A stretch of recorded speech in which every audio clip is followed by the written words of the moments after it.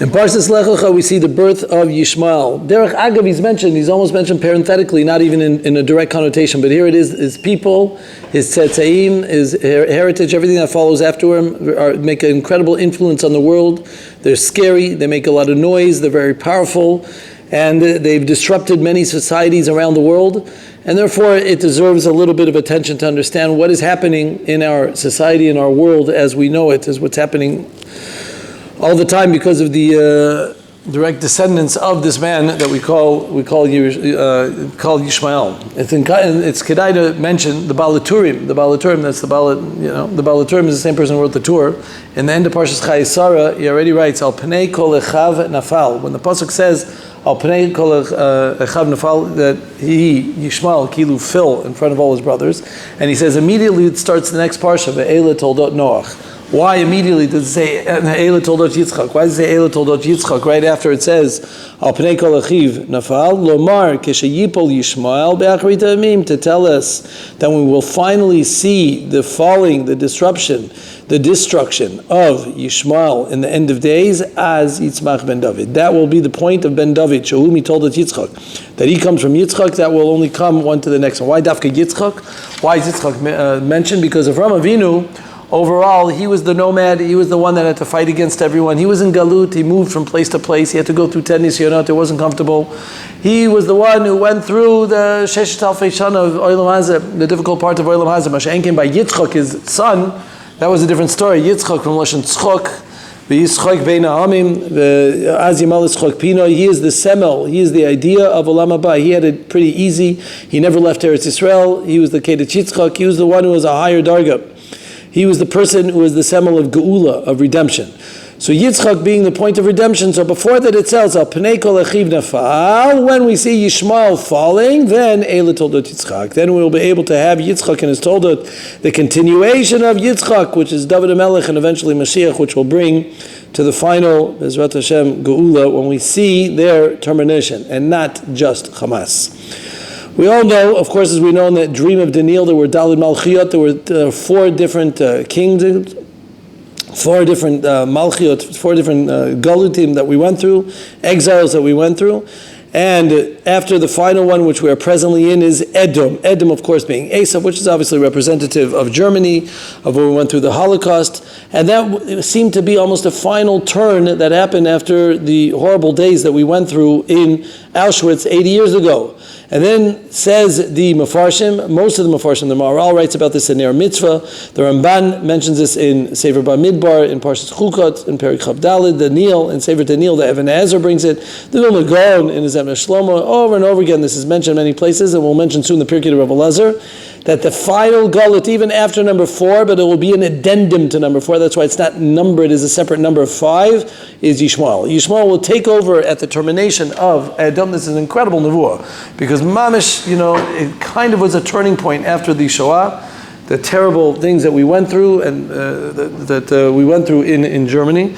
It was kind of a turning point where we finally got our own country. We kind of disappeared and separated ourselves from the rest of the Goyim to have our own place. And here we have this addendum that we call Yishmael. They're the ones who are coming and giving us a 5th Galut, which is kind of like a extension to the 4th. The question is, why are they not called their own Galut Bifnei Atzmo? Why don't they have their own stature? Why are they considered only a continuation? So the Maharal over there says this Lashon. Sharak Malchut Shem and Negdi Shel Bnei Yisrael Nechshavu, exactly ones who are polar opposites to Bnei Yisrael, they're the ones who are considered, as opposed to Yishmael and Mizera Avram V'yesh Lo Koach Bifnei Atzmo. As opposed to Yishmael, who are our cousins, as we all know, the Arabs are our cousins because we share the same father, Avram Avinu, and therefore they're not 100% polar opposites to us, and therefore, says the Maharal, they did not deserve to have their own Galut. In other words, he says the 4 Galiyot that we had with Paris and Bavel and Madai and eventually with Edom, those were all parallel opposites to everything that Klal Yisrael stood for. Of course, they always advertise Avodah Zarah, if it's idolatry, if it's atheism, and even if you want to get into Christianity, which somewhat believes in a Kadosh Baruch Hu, but only with Shituf, someone who worships, someone who is Christian is an Ovid of Avodah Zarah. So a Jew who goes and does Avodah Zarah, who goes and becomes Christian, as the Ramah writes this. in Or Chaim around Kuf Nun Vav, that's considered, if a person swears in the name of in Christianity, that's considered shituf. That's what we call adding someone to a Kadosh Baruch Hu Kaviyachol, Rachmana Litzlan, which is complete kfir on a Kadosh Baruch Hu. Well, of course, we know Shema Echad. So therefore, most and almost all religions and all the Galiyot that we went through were an antithesis to believing in a oneness of a Kadosh Baruch Hu. Of course, we know Yishmael believes in Allah. Allah means echad, which means one. They copied us, of course. They took like most of our religion and everything else they took from us. The same idea, but Al Kopanim, they took this idea of worshiping Hashem Echad and only focused on the oneness of a Kadosh Baruch Hu. So says the Maharal, in as much as they are an addendum to us, they don't necessarily, they're related to us, but they come from a similar neck to what we're doing in that they believe in a Kadosh Baruch Hu, so they did not get nimna, counted as a separate galut. They are just an addendum to all the other ones because they weren't polar opposites to us. In addition, as the Pirkei Rav Elazar says, the name Yishmael, of course, has the name Kel inside of it. The only other country, the only other nation of people that have that, of course, is Yisrael, or Bnei Yisrael. Yisrael ends up with the K, Kuf Lamed, and of course Yishmael also has the name of Kadosh Baruch Hu, named by Avram Avinu, with the name of Hashem inside of it. And that's why in the Pirkei Rav Elazar there, in the end of Perek Lamed, he says, Oy mi yichyeh misumo kel. Now I have to mention, this is 2,000 years ago, before there was a powerful influence of the Yishmaelim in any type of form, or the Muslim factor for that matter. And he is predicting very much that he has everything to do with Achrita Yamim, Fuch. He was writing during the time of the Tanaim when Christianity was in stroke. When Christianity was in the strain, he's still putting a very strong dagesh on the Yishmaelim, on what's going to be with them, and that's why they're given this incredible koach, because they have the name of Hashem inside of them. They believe in a oneness of Kadosh Baruch Hu. And also, as we will see, also mentioned in the Pirkei Rav Elazar in Perek Lamed Bet, a third thing which has to do with their Torah has to do with the fact that they had a Brit Milah. They had a Brit Milah which was given to them, and that Brit Milah gave them a koch to be similar to us. Of course, no other nation does that. And of course, they received it from Avram Avinu, who was the one who received the Brit Milah. And therefore, they do a Brit Milah, but they do it different from us. They do it a Brit without a Priya. They only do the cutting part without the Priya, without the stretching back part. We do, of course, the Brit part with the Priya also, which is the appropriate way. So these similarities make them somewhat of an addendum to all the other Dalet Galiyot, and they are not seen as a separate influence. That's why all the other Galiyot are seen in the images of animals, of Chayot. Now this one I think most people are going to find surprising, but you'll see to the end what we refer to, as opposed to the only one that's called an Adam, a pere Adam, is Yishmael. Of course it's called a pere Adam, which we'll speak out, but he has the influence of a man. And I know after the actions that they do, they seem mamish no less, and even less than animals. Everyone doesn't, people don't even want to call them animals or behemoth. They want to call them neveilot v'treifot. That's the best word we can think about them. But al kopanim, they are not shown as animals, or shown as an image of a person. The reason why, as we mentioned before, the image of a person, atem kriyim adam ve'en hem kriyim adam. The power of us being called Adam is because we believe in Hashem Echad, in as much as we have a connection to HaKadosh Baruch Hu, and we know that there is only HaKadosh Baruch Hu, so that makes us an Adam, David, Mashiach, and that is the point of our koach of bringing the Geula. So therefore, they still had, so to speak, a quasi Shem Adam. They still have a quasi name of being called an Adam for that reason, based on the fact that they have that belief in that oneness of HaKadosh Baruch Hu. Thus writes the Rav Chaim Vital in his Eitz Dat Atov. And therefore, also, we find that all the Nisim by the Esav are called Alufim, Elef, because they believed in polytheism. They believed in many gods, as opposed to, by the Yishmael, they're called Nisim, which is one. Aluf is from Elef, Lashon many, as opposed to by a Nasi, which is only one, because they believed much more in a oneness of a Kadosh Baruch Hu. That's more or less. And therefore, they are one of the most difficult Galiyos, because when they're inside, when you come from inside and you have to pull them out from within, it's much more dangerous, much more annoying, and much more you can't fight. There's no one to fight with. We all know that we can't just wipe them out. We have to go and pull them out thread by thread, because they're hiding like cowards behind innocent people, not innocent, but other people, other Palestinians. And therefore, we have to deal with a much more difficult war like we are not very used to. Okay, that's the idea. The Pirkei Rav Elazar adds And there's also the Rabbeinu B'chai in Dvarim, in Perek Lamed Zayin, in Parshas Hazinu, Kilu. Lama nikra shmo Yishmael. Why is he called Yishmael? She'atidu Kadosh Baruch Hu lishmoa bekol na'akat ha'am mima she'atidu b'nei Yishmael. Because he's going to hear our screams because of what Yishmael is going to do to us. Yishma kol v'yanem. Yishma kel v'yanem. Kadosh Baruch Hu will listen to them and he will answer this during the time of Ikut and Mashiach. And that's why, like we mentioned, they are the final one. Why of all the galiyot do they have to be the last one? And like I said, a separate addendum, because they are the closest kebiyachol to us, have the most similarities. They copy us in many ways. They daven 5 times a day, much shorter, no minyanim. But al kopanim, they still, they take a number of the ideas and the oneness and the achdus of HaKadosh Baruch Hu and don't believe in anything else. Now, as I spoke out, and this is an important addendum to everything we spoke out, yes, they're called Adam, but of course there's a prefix which is called pere. Now, pere, as Rav Shimshon Raphael Hirsch describes, is from Lashon perach, or pere with an aleph or with an ayin, or many other connotations of parrots. And the idea of pere is a wild, no boundaries, no limitations, not wanting to be, if I could say, put behind the fence in Gaza, which they deserve, but not trying to be fenced up. They're wanting to be completely free, but to an over-exaggerated extent, so free that there should be no other people in the world, that they don't no existence in this world. They hate everybody. Anyone who's not Muslim doesn't deserve to live, even though it doesn't say that in the Quran, but they took it for themselves. I'm going to point that out in a minute. But al kopanim, there's an absolute pere of wildness in order to say Yada bekol v'yad kol boy, what the pasuk says. His hand is in everyone and everyone's against him, something that we are living by the day, by the hour, as we see. His hand is everywhere. He's overpowering other nations in Europe and America, everywhere. He's trying to get his hands everywhere, obviously in Israel and the whole Middle East he already took over. So they're trying to go ahead and take their hands into everywhere, but that's the power of the pere. As I mentioned before, and I'll just mention it again because it's connected to what we're saying, the Chofetz Chaim, as is brought in the Shulchan Gavur, would say that usually in grammar you talk about the noun before the adjective. It would be more appropriate to call him an Adam pere, a person who was wild, such as you say Doeg Adomi. You speak about Doeg and he was an Adomi. Or you speak about Elkanah Isha, Elkanah, her husband. That's the way you speak. You speak about the name Avir Aroyim. You always speak about the person, and then afterwards you speak the description. And here's backwards. The person got it backwards. It calls him a pere and then Adam, because the answer is the noun is the pere. What he is a wild person. He is one who's just fully free. He looks like a person. The Adam is just a adjective because he happens to have the image. He has a nose, eyes, and a few teeth. Maybe you lost most of them, but usually they have somewhat of an image of a face that, to some people that looks like someone of a face. Okay, that means because he has an image of a person, but not more than that, but he's much more of a pere than he's that. Meaning, and what do we say pere means?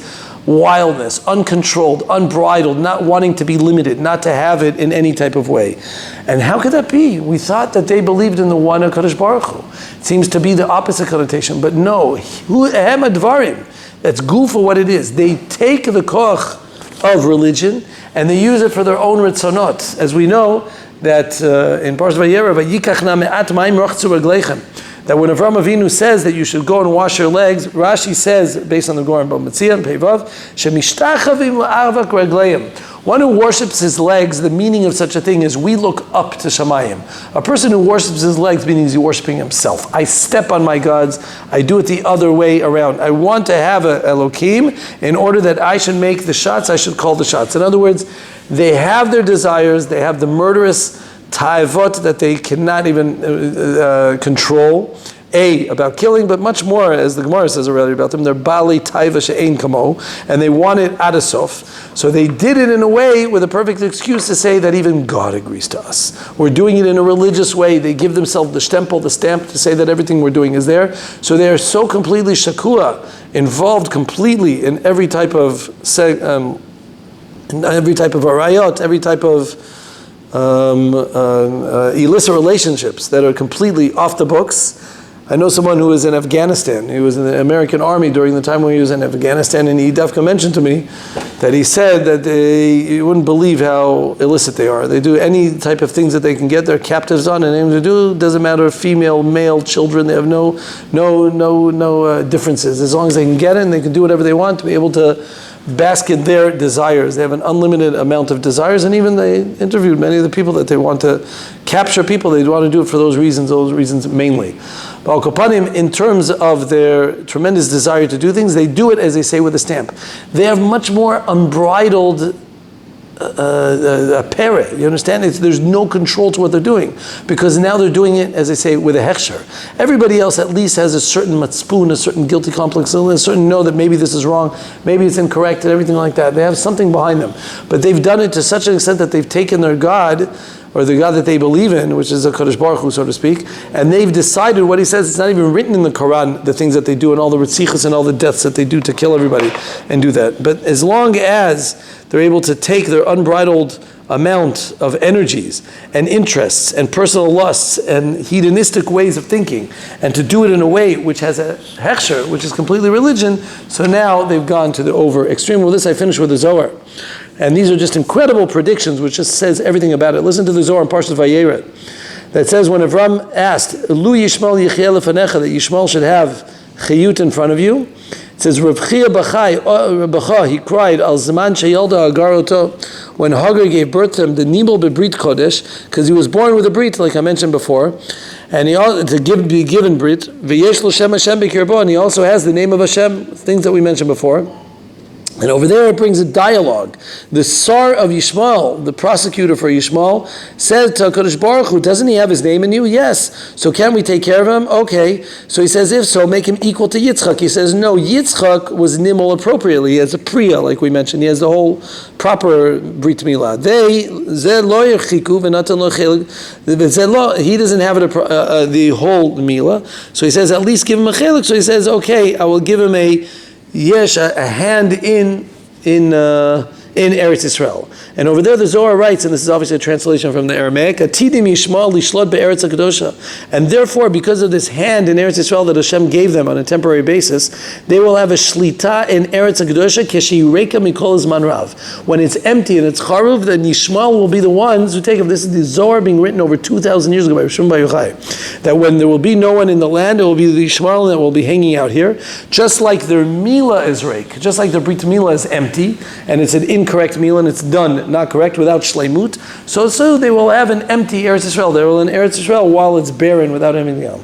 Vehem yezvu lebnei Yisrael milashuv limkomam. They will be the ones that will stop Bnei Yisrael from coming to their place. Yakvu otam ad shetechaleh zchut hahi shel bnei Yishmael, until Bnei Yishmael loses its zchut and Bnei Yisrael deserves the zchut. When we deserve our zchut and Bnei Yishmael loses their zchut, when they finish their sa'ah, when it's over, so then we will actually deserve the land that we are standing in right now. It's not enough just to beat, and not enough to have an army, and not enough to big buildings. It's not enough. We have to have the zchut to be able to stay here, and of course Yishmael has to lose their zchut. As the Pirkei Rav Elazar also says over there, in the end of Perek Lamed, in Achrit HaYamim, when there will be Yishmael here, they will be Toveya Mekomot Ba'aretz. They will be Toveya. They'll be wanting places in the land.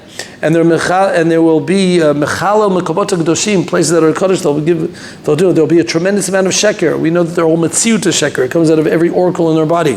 Emet Yiganes, and Emet will be hidden.